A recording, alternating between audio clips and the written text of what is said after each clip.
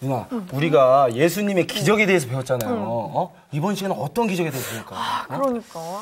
이게 누구야? 누구야? 네 친구지. 안녕하세요. 종합예술인 손진영입니다. 아니 정말 사나이 중에 막 그런 진짜 사나이도 되고 막 그러는데 화면이랑 진짜 그러니까. 똑같이 생겼다. 욕하신 거예요, 지금? 아니에요. 되게... 진짜 실물이 더 나은데 나는 교회 다니시는 분인지 몰랐어요. 사실 이분이 굉장히 순수하고 맑으신 분인데 굉장히 무서운 분이에요. 사실 쟤를 보고 제가 교회 안 다니는 줄 알았는데 안 다니는 줄 알았는데 정말 잘 다닙니다. 안녕하세요, 교수님. 선생님 안녕하세요. 네. 장광구 학생한테는 미안한데 네. 손진영 학생이 이 강의실에 온 게 오늘의 기적이에요. 맞습니다. 강우야. 진짜 사나이. 너무 환영합니다. 환영 박수. 네. 막 이게 찬송 부르고 막 그래야 되는 겁니까? 축복합니다. 그럴까요? 이따가. 다음 주까지도 우리 진영 씨랑 같이 공부를 하면서 많이 좀 배워가셨으면 좋겠습니다. 여러분 오병이어. 네. 기적 굉장히 유명했잖아요. 네. 우리 지난번에 다뤘었는데 인터넷에서 사람들이 어떤 재미있는 이야기를 하냐면 예수님도 못하신 기적을 자기들은 할 수 있대요. 예수님은 물고기 가지고 여럿 먹이고 떡 5개 가지고 여럿 5,000명 먹이고 근데 한국에서는 물고기와 떡을 섞어서 같이 먹을 수 있대요. 물고기를 떡으로 바꿀 수 있대요. 어떻게 해요? 붕어빵. 너무 재밌더라고. 저 그거 빵 터졌거든요. 잉어빵 막 이렇게. 그런데 이 예수님이 적은 것으로 여럿을 먹였다는 기사를 증식 기적. 조금 갖다 놨는데 진짜 5,000명이 빵 기도하니까 됐네? 라고만 이해를 하면 엉뚱한 발상들이 속출해요. 그러니까 인터넷에 보니까 사람들이 참 재기발랄해서 우리 왜 전주 무슨 행사하고 그러면 비빔밥. 어르신들 높은 분들 다 와갖고 이만큼 비벼갖고 막 몇백 명 나눠 먹잖아요. 그래서 예수님이 잡은 물고기는 이것이다라고 보여주는데 5톤짜리 막 상어 막 이런 거. 근데 그러면은 여럿이 먹었다는 말도 된다 이런 식으로 밑에 써 있는 거예요. 근데 이제 이것은 뭐냐면 성경에 나온 이야기를 문자 그대로 받아들여서 조금만 더 깊이 들어가서 이게 무슨 뜻일까? 왜 이 사람들은 물고기 5개가 있었을까? 그런데 이 물고기 5개라는 거는 토라, 모세 오경, 기존에 갖고 있던 율법을 이 시대 사람들이 회당 사람들만 전유를 했는데 그게 아니라 회당에 들어갈 수 없는 죄인들, 이 사람들까지도 여럿이 나눠 먹는 새로운 율법, 구약의 율법이 완성된 형태, 그것은 복음이었다. 그래서 그 복음의 기적은 특수한 사람들만 먹는 것이 아니라 유대인, 이방인, 의인, 선민, 죄인 가릴 것 없이 모두가 골고루 먹는 것이었다. 이런 이야기들을 우리가 오병이어 때 했어요. 그런데 재밌는 게 성경 기자가 기억력에 어떤 오류가 있지 않고서야 비슷한 이야기가 또 하나 나오는 거예요. 그러니까 우리 머릿속에는 오병이어가 하도 박혀 있어서 물고기 여러 마리, 두어 마리니까 여러 마리예요. 그 다음에 떡 7개, 이거 가지고 4,000명 먹인 이야기가 또 있네? 요거를 자꾸만 잊어버려요. 그래서 오늘 이제 오병이어랑 뭐가 다를까? 요런 이야기를 좀 해보려고 합니다. 마가복음 8장 1절에서 9절까지가 해당되겠습니다. 오늘 수업 마가복음 24강 4,000명을 먹이시다. 마가복음 8장 1절에서 9절까지 우리 이정규 학생부터 2절씩 읽어주시겠습니다. 네. 그 무렵에 또 큰 무리가 있어 먹을 것이 없는지라 예수께서 제자들을 불러 이르시되 내가 무리를 불쌍히 여기노라. 그들이 나와 함께 있은지 이미 사흘이 지났으나 먹을 것이 없도다. 만일 내가 그들을 굶겨 집으로 보내면 길에서 기진하리라. 그 중에는 멀리서 온 사람들도 있느니라. 제자들이 대답하되 이 광야 어디서 떡을 얻어 이 사람들로 배부르게 할 수 있으리이까? 예수께서 물으시되 너희에게 떡 몇 개나 있느냐 이르되 7이로소이다 하거늘 예수께서 무리를 명하여 땅에 앉게 하시고 떡 7개를 가지사 축사하시고 떼어 제자들에게 나눠주게 하시니 제자들이 무리에게 나누어 주더라. 또 작은 생선 2마리가 있는지라 이에 축복하시고 명하사 이것도 나누어 주게 하시니 배불리 먹고 남은 조각 7 광주리를 거두었으며. 같이 읽을게요. 사람은 약 4천 명이었더라. 예수께서 그들을 흩어보내시고 곧 제자들 그냥 흩어보내시고. 왜냐하면 10절은 사건이 살짝 달라져요. 그래서 그거를 왜냐하면 배를 타고 또 다른 데로 이동한 거거든요. 그래서 다음 주에 붙일게요. 요 10절은요. 그래서 사실은 우리가 성경을 읽을 때 이렇게 동그라미를 기준으로 단락을 나누게 되잖아요. 근데 이 동그라미를 기준으로 나눌 때 몇 가지 오류들이 좀 있어요. 예를 들면 창세기 1장 같은 경우도 그래요. 창세기 1장도 사실은 2장 3절까지가 1장에 붙었으면 좋겠어요. 그 시간적인. 예. 안식일까지가 다 그 창조 이야기로. 그리고 2장 4절부터는 사실은 이거를 히브리어 성경으로 보면 하나님을 부르는 명칭 자체가 달라요. 우리말로는 여호와 하나님, 뭐 주 하나님 다 그렇게 번역돼 있는데 앞에는 야훼라는 단어로 나오고 뒤에는 엘로힘 하나님이라고 나와요. 그래서 사람들이 이거는 쓰여진 시대가 완전히 다른 거네라는 걸 분석을 해냈어요. 그래서 사실은 그 2장 같은 경우도 동그라미가 4절부터 있는 건 참 고마운데 아예 장을 나눌 때 2장 3절까지를 1장으로 붙였으면 오류가 좀 덜 했겠다. 이제 이런 생각들이 있는데 오늘 본문도 마찬가지죠. 이제 사실은 7개의 떡과 생선 2마리로 4,000명을 먹였다. 그리고 그 사람들은 흩었다 하는 것까지가 9절이고 배 타고 딴 데로 이동했다. 그리고 또 사건이 일어난다. 요게 그 아래 붙었으면 좋겠는 거예요. 그래서 제가 무리하지만 흩어보내셨다라고 그냥 끝내버리고 10절은 이제 다음 주로 하려고 그럽니다. 우리가 그 오병이어 기적이 이제 토라, 모세 오경 이러니까 이때 호숫가에 모였던 광야에 모였던 이 큰 무리라고 하는 사람들은 유대인이었다는 거를 상상할 수 있었어요. 그리고 7장부터 어떤 이야기가 펼쳐졌냐면 수로보니게 여인이 나왔었어요. 사이로 페니키아 여자, 이방 여자죠. 그래서 마태복음에서는 가나안 여자다. 이렇게 그냥 통칭해버렸거든요. 그리고 예수님이 그 이방 여인과 만나시고 두로, 시돈, 데카볼리 이런 데를 계속 여행을 하신 거예요. 그러니까 아직은 이 땅이 어느 땅이다? 이방 땅이다. 그러면 이제 8장 이야기가 풀리는 거예요. 오병이어 이야기가 유대인들을 대상으로 복음의 떡을 아주 많은 사람들이 먹는 이야기였다면 이 이야기의 배경은 무조건 등장인물이 어느 사람들이어야 된다? 이방 사람들. 그래서 이 두 이야기는 저자가 어떤 사람들은 그래요. 기독교 성서는 너무 오류가 많다. 왜 5,000명 먹였다고 그러고 딴 데서는 4,000명이라고 그러고 왜 떡도 5개라고 그러고 어디서 7개라고 그러고 아니에요. 이 떡을 받는 대상이 다릅니다.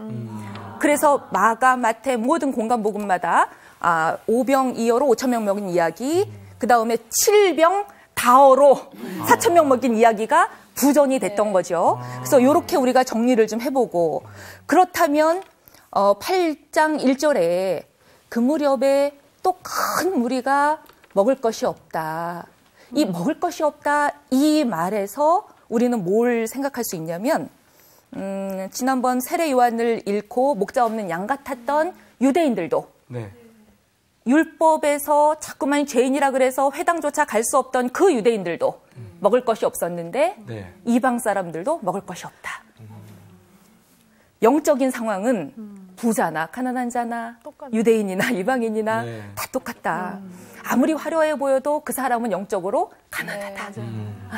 그래서 이런 이야기를 좀 생각해 볼 수 있고요. 그래서 2절에 이제 예수님이 내가 이 무리를 불쌍히 여긴다. 요 불쌍히 여기는 마음에다 우리가 좀 강조점을 둬야 될 것 같아요. 제가 오병이어 이야기할 때도 그 말씀을 드렸습니다.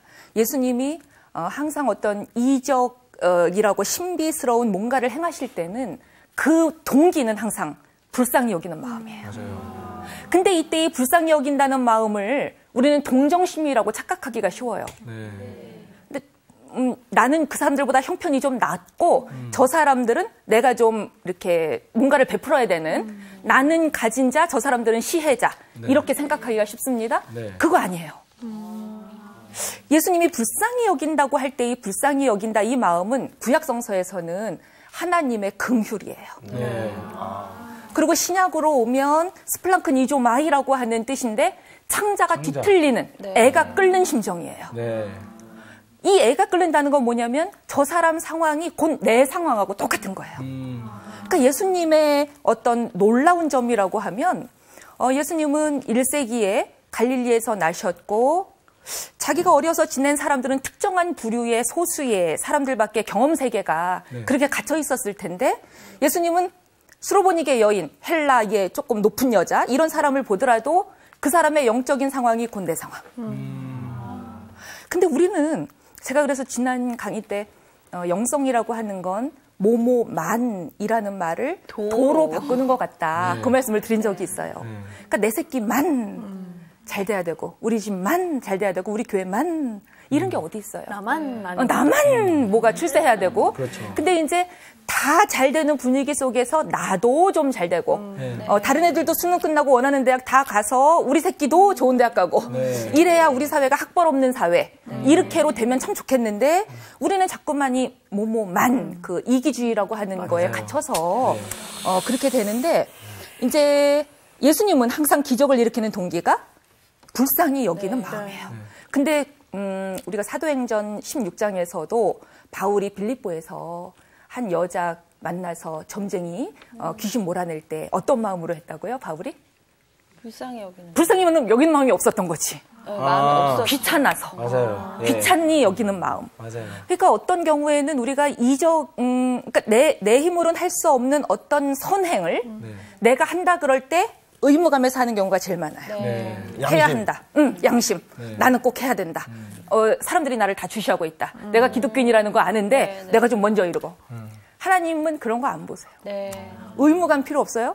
그 다음에 제가 잘하는데 경쟁심에서 나도 좀 잘해야 되겠다. 그러니까 바울이 어떻게 보면은 바울은 사도로서 예수님의 정통 12제자는 아니었기 때문에 베드로를 중심한 그 12제자들하고 알력 싸움이 이제 사실상 조금씩 있어요. 그러다 보니까 어떤 업적주의, 베드로도 뭐 죽은 답이다 이런 사람 일으켰다는데 나도 좀? 그러니까 처음에 베드로를 의식하면서 어떤 기적을 일으킬 때는 귀찮아서라든가 괴로워서라든가 그런데 빌립보서를 쓸 때쯤에는 그걸 깨닫는 거죠. 내한테 없었던 게 바로 이 예수의 마음이었구나. 그래서 너희 안에 이 마음을 품으라. 그런 편지를 쓰게 되거든요. 그래서 우리가 이 불쌍히 여긴다 할 때 이거는 동정심이 아니라 그의 상황이 곧 나의 상황. 나는 의인이고 저 사람 죄인이 아니라 나도 똑같은 죄인. 장애인을 볼 때 불쌍하다가 아니라 나도 장애인. 그래서 이럴 때의 불쌍히 여기는 마음은 연민이나 동정보다 연대하는 마음. 요렇게로 이제 정리를 좀 하자 그랬었어요. 그런데 2절에 그들이 나와 함께 있은지 사흘이다. 요 표현 너무 재밌지 않아요? 사흘이다. 왜냐하면 지금 그 무렵에 이러면서 정확하게 지금 사실은 이 헬라의 여자 만나고 수로보니게 두로 뭐 시돈 데가볼리 이렇게 막 여행을 계속 하시는 중에 지금 며칠 지났다 이런 얘기 없거든요. 복음서 저자들은 신문 기자들이 아니에요. 이 사람들이 무슨 역사가나 전기 작가나 신문 기자일 것 같으면 몇 월 며칠 몇 시에 무슨 사건이 일어났고 이렇게 써야 맞아요. 근데 이 사람들은 그런 거 관심 하나도 없어요. 그러다 보니까 오늘날 과학적 사고를 하는 우리한테는 이게 막 오류가 좀 보이는데요. 이 사람들은 신학자기 때문에 자기의 신학 속에 녹여내는데 자, 그랬을 때 사흘 그러면 뭐 생각나세요? 우리 오늘 처음 오신 진영 학생. 사흘. 사흘 하면 뭐 생각나세요? 그 기독교인들의 기억력 속에 사흘 그러면 뭐가 딱 떠오를까요? 저는 근데 진짜로 잘 모릅니다. 사흘. 솔직히 배우려고 나왔어요, 선생님. 질문하지 말라고 협박하는 거야. 전 정말 몰라요. 아무것도 몰라요. 우리 주은 학생은 어떤 생각 나세요? 사흘 그러면? 부활에 대한. 죽으신 지 사흘. 그거 알아요. 알죠. 그치. 생각나죠. 그걸 알아. 힌트를 줄 걸. 네. 내가 하루 뭐 힌트를 줄 걸. 저는 사실 뭐 세상 만드신 거, 네. 이제 세상 이게 지구를 창조하신 거, 예. 우주를 창조하신 거, 예. 그게 사흘 만에 했나 이렇게 좀 착각했는데. 네. 죄송합니다. 그거는 뭐 6일 뭐 어쩌고 이렇게 나오는 거죠. 안 그거는 죄송해요. 정확히 괜찮습니다. 예. 네. 그 다음에 이런 것도 아마 여러분 생각나실 수 있어요. 요나가 그러니까 우리는 지금 이게 문자 세대라 그래. 네. 근데 이 성서가 쓰여지고 읽혀지고 이랬던 사람들은 다 구전 세대예요. 그러니까 의지할 수 있는 건 기억력밖에 없어. 그러니까 이 사람들은 어떤 말을 딱 들으면 자기들의 기억의 저장 창고에서 꺼내다 쓴다고요. 그러니까 유대인들한테 사흘 그러면 요나가 물고기 뱃속에 있던 사흘 그리고 물고기가 토해냈지. 그래서 예수님이 자꾸만 사흘 이야기를 하세요. 내가 예루살렘 성전을 허물고 사흘 만에 다시 짓겠다. 인자가 사흘 만에 부활해야 되겠다. 그래서 여기서 말하는 사흘이라는 말은 죽음의 시간이죠. 절망이 끝까지 간 시간. 굉장히 상징적인 이야기예요. 그래서 이제 우리 민족이 암울하고 한국교회가 굉장히 방향이 안 보일 때 장공 김재준 목사님 이런 분들이 펴냈던 책 이름이, 잡지 이름이 제3일이었어요. 그러니까 이때 이 3일이라는 건 우리 민족이 일제 식민지, 전쟁, 분단, 독재 이런 세월을 겪으면서 새벽이 안 오는 거지. 그러니까 이 사흘은 언제 끝나서 우리가 부활의 빛의 제3일을 보나 이런 열망으로 제3일 이렇게 잡지를 펴냈거든요. 그러니까 이 사람들이 나와 함께 있은 지 이미 사흘이다 이 말은 고통이 끝이다.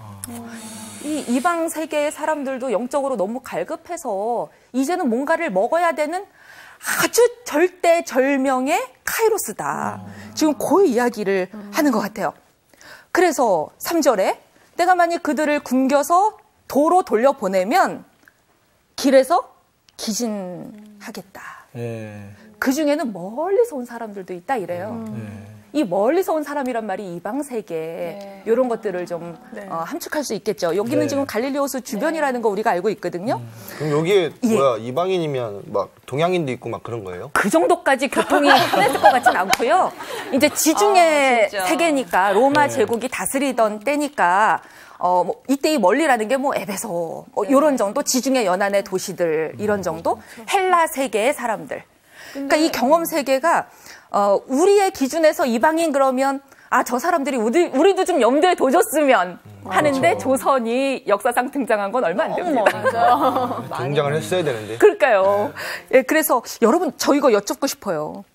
여러분의 생활 반경에서 나하고 가장 멀리 있는 사람, 멀리서 온 사람, 나랑 너무 다른 사람. 내가 아무리 가까이 다가가고 싶어도 나하고 너무 멀다. 그런 사람들 있지 않아요? 예를 들면 하다못해 음식 취향만 해도 난 밀가루 전혀 못 먹는데 나는 물고기 전혀 못 먹는데 데이트를 했더니 이 사람이 일식만 시킨다든지 나에게 먼 사람이에요. 유대인들한테 먼 사람은요 완전 이방인이죠. 그러니까 이 사람들은 뭐 조금만 이방 사람들의 손을 거쳤을 법한 그릇, 거쳤을 법한 상품, 거쳤을 법한 옷이라든가 모든 것들을 다 씻어야 된다는 거 아닙니까? 그러니까 이제 이 사람들 머릿속에서 우리는 선민, 그리고 이방인들은 하나님의 구원을 받을 수 없는 저주받은 자들 이렇게 정확하게 구분이 되죠. 근데 우리는 지금은 복음의 세계에 살고 있기 때문에 이방인, 선민 개념이 우리한테는 없어요. 그럼에도 불구하고 인간이라는 사람들이 다 자기의 경험 세계 안에 갇혀 살기 때문에 내가 아무리 노력해도 도저히 받아들일 수 없는 나에게 먼 사람들이 있다고. 누가 그러냐 이거예요. 피하게 되고. 저는 개인적으로 타지의 사람 그런 게 아니라 그렇죠. 마음이 그럼요. 잘 안 맞는 사람. 네, 마음이 안 맞는 사람. 어떨 때 마음이 안 맞아요? 그냥 만약에 이제 저랑 좀 이렇게 살아온 환경이 다르거나 내지는 어떤 생각의 차이가 있는 사람들이 좀. 네네. 우리 향기 학생은? 저는 맞는지 모르겠는데, 예를 들어서 정말 이건 버려야 되지만 이렇게 좀 긍휼의 마음을 가져야 되는데 가끔은 때로는 우리가 흔히 거지라고 하잖아요.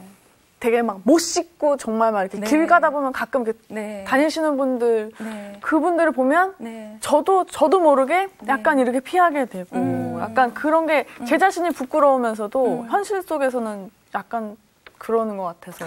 이 자본주의 질서에서 이렇게 노숙자나 이렇게 삶이 붕괴된 사람들을 바라볼 때 우리가 이분들이 게을러서 그렇다거나 혹은 뭐 열심히 안 해서 그렇다고 자꾸 착각하기가 쉬운데 사실은 경제 구조 때문에 밀려서 그 자리까지 간 분들이 많아요.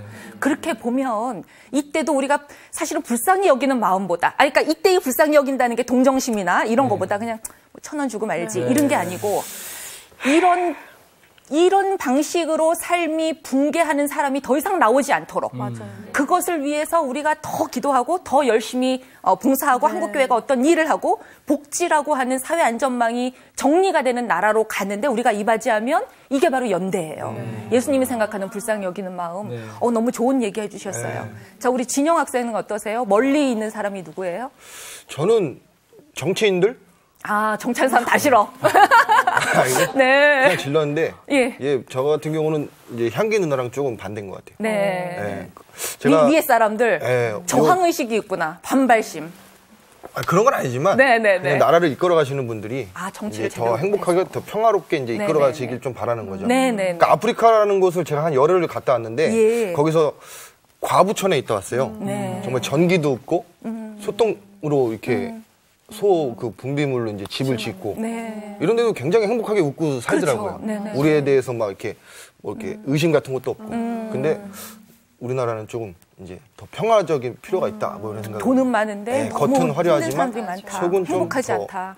달콤하고 좀 찬란해야 되지 않은가 이런 생각을 하고 있어요. 좋은 얘기네요. 우리 주은 학생은 어떠세요? 저는 제가 가끔 그렇게 느껴져요. 저 자신 스스로. 왜냐하면 이미 제 안에는 성령님이 내주에 계시는데 그럼에도 불구하고 자꾸 내 자아가 막 더 많이 나오고 이럴 때마다 내가 되게 멀게 느껴지는 거예요. 내가 나의 원수야. 분명히 나는 하나님의 자녀고 나는 이미 그 하나님의 성품을 닮아가려고 하는 그 제자의 삶을 살려고 노력을 하는데 자꾸 내가 나오는 거예요. 그러니까 내가 너무 멀게 이상하다. 왜 나는 이미 성령을 받았고 하나님이 내 안에 계시는데 왜 나는 자꾸 내가 나오지? 그러니까 그러면서 제가 되게 저 스스로를 되게 멀게 느껴질 때가 되게 많거든요. 그러니까 이제 바울의 고뇌에 오호라나는 공고한 자로다. 마음의 법으로는 이렇게 안 하고 싶은데 육신이 약해서 내 안에 내가 너무나 많다. 이제 이런 것들을 상기하게 되는데 사실 나로부터 먼 사람이 각자한테 있습니다. 사실은. 그러니까 뭐 예를 들면은 자라날 때 가정이 좀 붕괴된 가족이라든가 뭐 싱글맘 이런 가족이라든가 조손 가족이라든가 혹은 좀 이렇게 좋은 아파트에서 살면 부모들이 임대 아파트 애들하고 놀지 마. 예를 들면은 그렇게 자꾸만 멀리 칸막이를 세워버리잖아요. 그런데 그 멀리서 온 사람들을 향해서 나하고 너무나 먼 우리는 이를테면 이성애주의라고 하는 게 우리 몸에 박혀서 남자 여자 여자 남자 이렇게 결혼한 거. 근데 사실은 기독교인 중에도 많은 퍼센테이지 중에 동성애 이런 분들도 있잖아요. 그렇게 되면 나로부터 나의 취향, 나의 정서로부터 너무나 먼 사람. 그들을 향해서 우리가 가져야 되는 마음 자세가 뭔가. 근데 그랬을 때 예수님이 그들도 똑같이 영적으로는 갈급하다. 누가 복음이 그들에게 가는 걸 막겠느냐. 그러니까 불쌍히 여기는 마음, 저 사람의 상황이 곧 내 상황이지 얼마나 지금 괴롭고 힘들까. 요렇게로 해야 된다고 가르치시는데 4절에 보면 요게 재밌는 거죠. 제자들이 대답해요. 제자들이 대답합니다. 우리 요거 제자 버전. 네, 제자 버전으로 우리 정규 학생이. 제자들이 대답하되 이 광야 어디서 떡을 얻어 이 사람들한테 배부르게 할 수 있습니까? 네. 지난번에는 이대근 버전이더니 이제는 좀 달리. 이거 원문으로 보면 여기 이 광야에서 도대체 어디서 어떻게 누가 이 사람들을 떡으로 배불릴 수 있단 말입니까? 원문에 가까운 번역이에요. 약간 좀 따지는 거 아닙니까? 그렇게요. 어디서 어떻게 다 따지네. 누가 이렇게 질문을 해요. 어디서 어떻게 누가 먹이냐? 이 말은 아무도 못 먹인다 이 말인 거죠. 제자라는 사람들이 예수님을 지금 신뢰를 하는 거예요, 못 하는 거예요? 믿음이 있는 거예요, 없는 거예요? 또 기억하지 못하고. 그러니까. 누가. 그냥 믿으면 믿어버리면 되는데 꼭 따져가지고. 누가. 근데 그게 왜 안 되냐면 지금 제자들은 계속해서 예수님의 일련의 횡보, 갈릴리 호수 저편으로 건너가면 늘 이방인이 있어요. 그러면 제자들도 유대인인지라 그 중에는 유대인 가운데 민족주의자들도 있어요. 그럼 이 사람들은 극렬 민족주의자들은 예수님이 배 타고 절로 가자 그러면 그때부터 불편해요, 마음이. 왜 나랑 멀리 있는 저런 사람들, 이방인, 데카폴리스, 로마가 전초기주로 만들어 놓은 헬라 문화의 전초기주로 만들어 놓은 정월약적인 도시. 여기 사람들한테도 왜 우리랑 똑같은 떡을, 똑같은 복음을 받아야 되냐 이거야. 진짜. 그러니까 유대인들이 이제 어디서 이 말은 우리가 조금 이해가 되죠. 네. 왜? 여기는 지금 어디예요? 광야. 이 광야는 오병이어 때도 똑같은 장소였죠. 네. 광야도 신학적인 은유예요. 예를 들면 여러분 삶에서는 언제 인생 광야를 만나보셨습니까? 그러니까 광야라는 게 뭐 사막을 가고 이거가 아니고 내 인생에 광야를 만나는 시점들이 있어요. 많죠.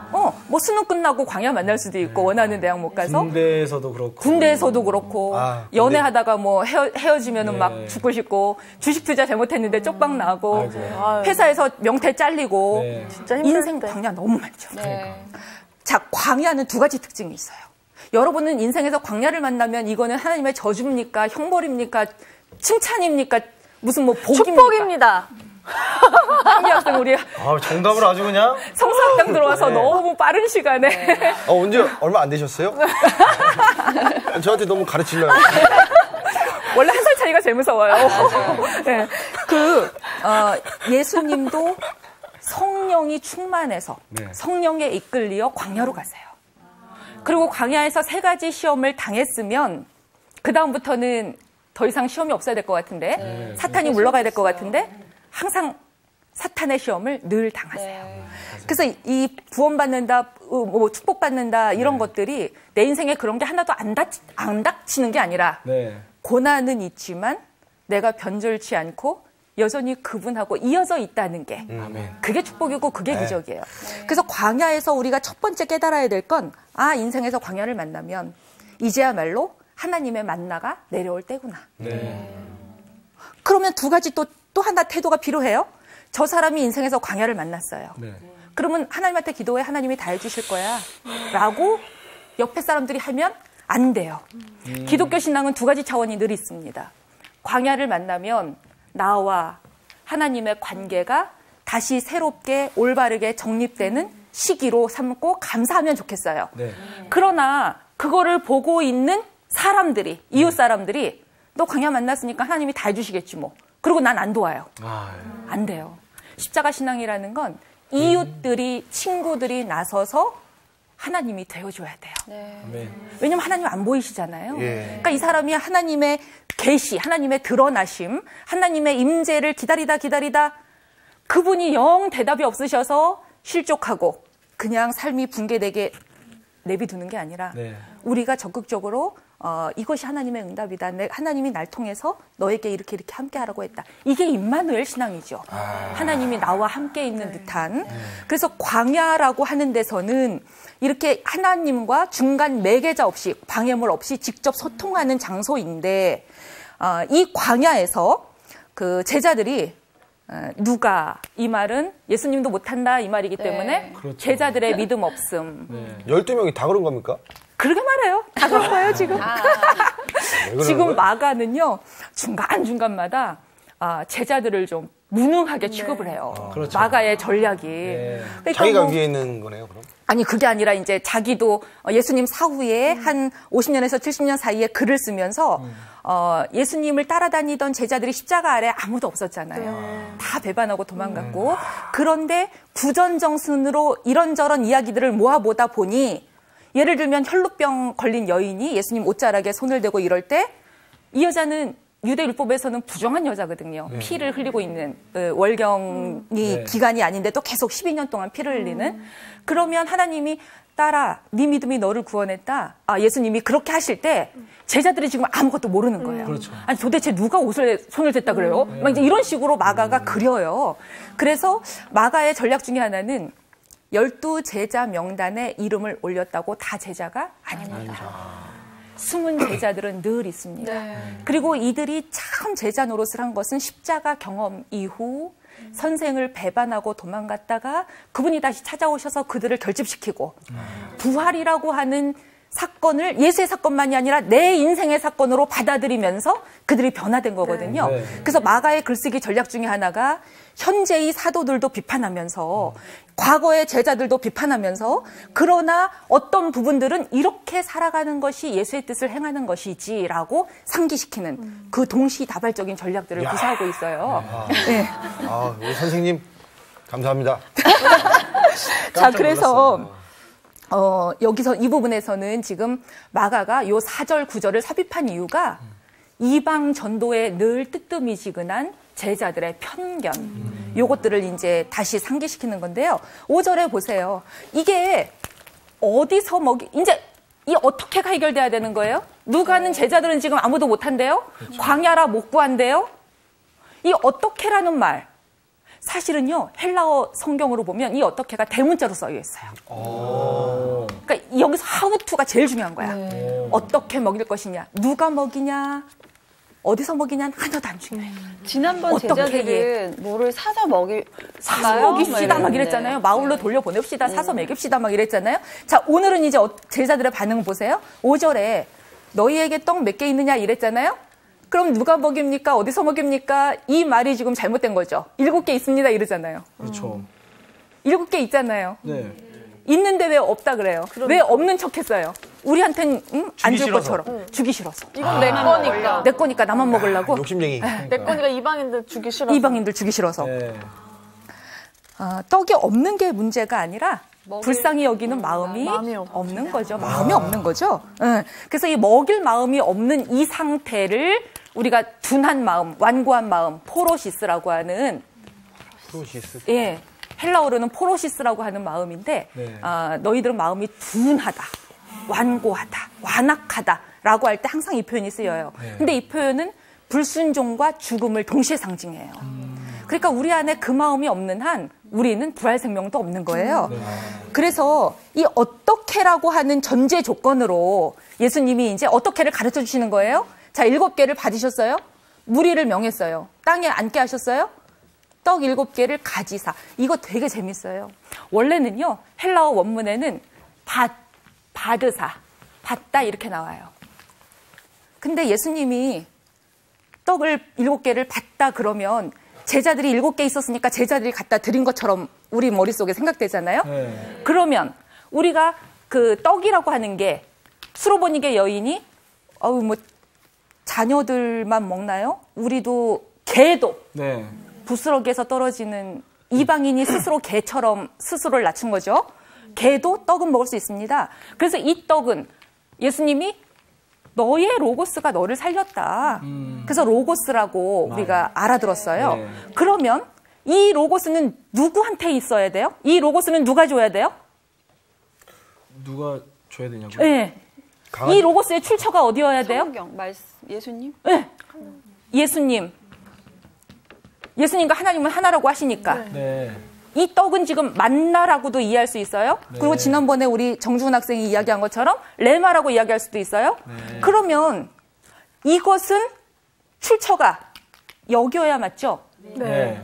그래서 성경에서는 맨날 하늘로부터 오는 네. 만나, 그렇죠. 하늘로부터 내려온 떡이다. 나는 하늘에서 온 떡이다. 예수님 그렇게 말씀하세요? 그런데 제자들이 줘서 예수님이 받았다 그러면 주종관계가 바뀌는 거죠? 네. 그러니까 이거 번역할 때 받다를 아무리 생각해도 우리가 오해하기 쉬운 거예요. 제자들한테서 예수님이 받아서 줬다 그러면 말이 안 되는 거예요. 그래서 번역하는 사람들이 예수님이 가지사. 그래서 나눠주신 것처럼 번역을 했어요. 굉장히 번역 잘했죠. 아니 이거 하나를 번역하는데도 그렇게 많은 생각을 해야 된다는 그렇죠. 거예요? 우리가 오해하니까. 이거 하나에 그냥 다 바뀌네요. 그런데요. 요거 우리가 재밌게. 그래서 예수님이 받았어요. 예수님은 또 어디서 받았어요? 아버지한테서. 아버지에게서 로고스 받고 하나님의 자녀다 이 인정하심을 받고 내가 하나님의 아들답게 앞으로 어떻게 살지? 요셉의 아들이 아니라 하나님의 아들이라면 난 어떻게 살아야 되지? 달리 살아야 되겠다. 이게 예수님의 회개예요. 그래서 메타노이아라고 하는 건 여태까지 이렇게 걸어가다가 길이 틀렸네? 방향을 완전히 바꿔버리는 거예요. 그래서 메타노이아는 내 삶의 가치관, 세계관, 우리 왜 옛날까지는 좌측 통행하라 그러다가 요즘은 우측 통행하라 그래요. 그래서 지하철 이런 데 내려보면은 우측이라고 딱 방송 나오는 때부터 여러분은 이제 글로벌 시민답게 세계인과 나란히 우측 통행합시다. 이러면 사람들이 그때부터 그날로 우측 통행한 사람들이 있어요. 근데 어떤 사람들은 아직은 몰라. 그렇죠. 그리고 알더라도 어릴 때부터 계속 좌측 통행이라고 배워가지고 계속 좌측으로 가다가 서로 막 부딪히죠.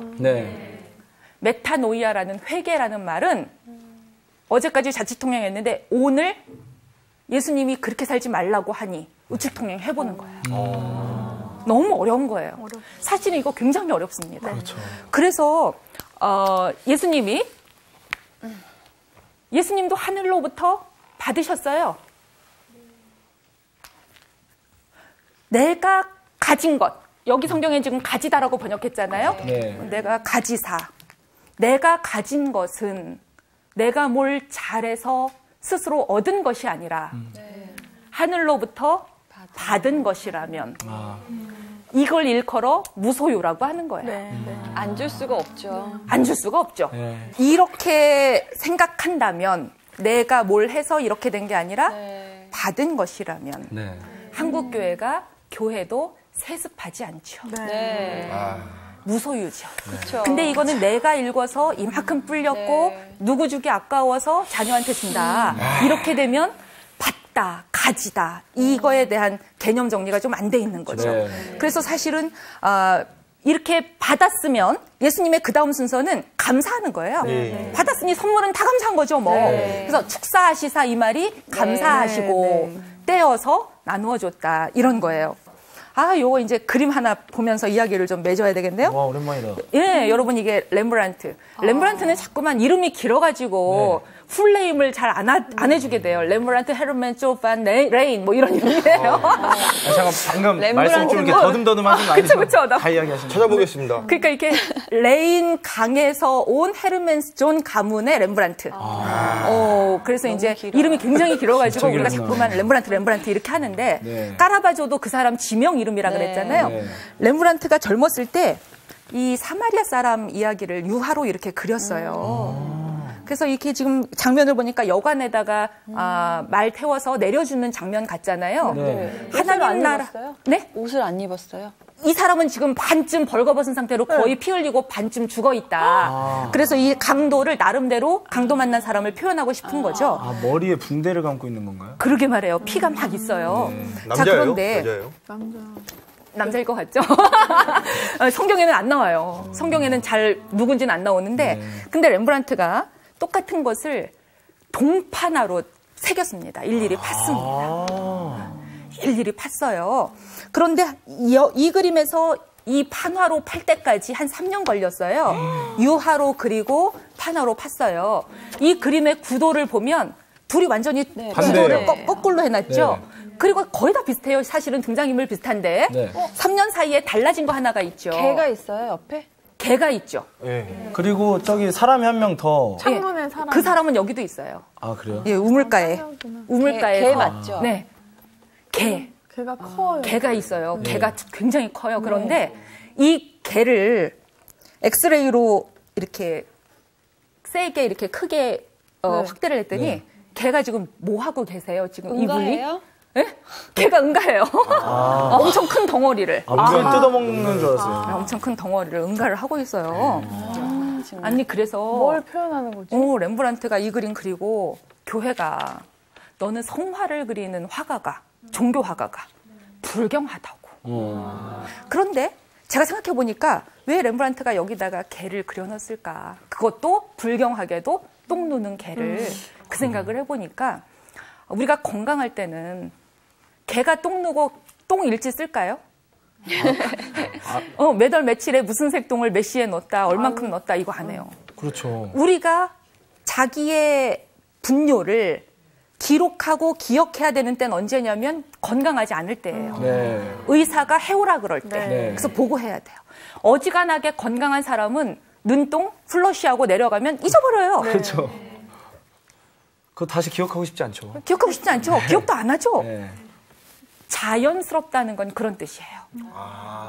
그러니까 이 사마리아 사람도 선을 행하되 저 유대인이야? 그럼 내가 사마리아 사람인데 내가 왜 도와야 돼? 나한테서 먼 사람인데?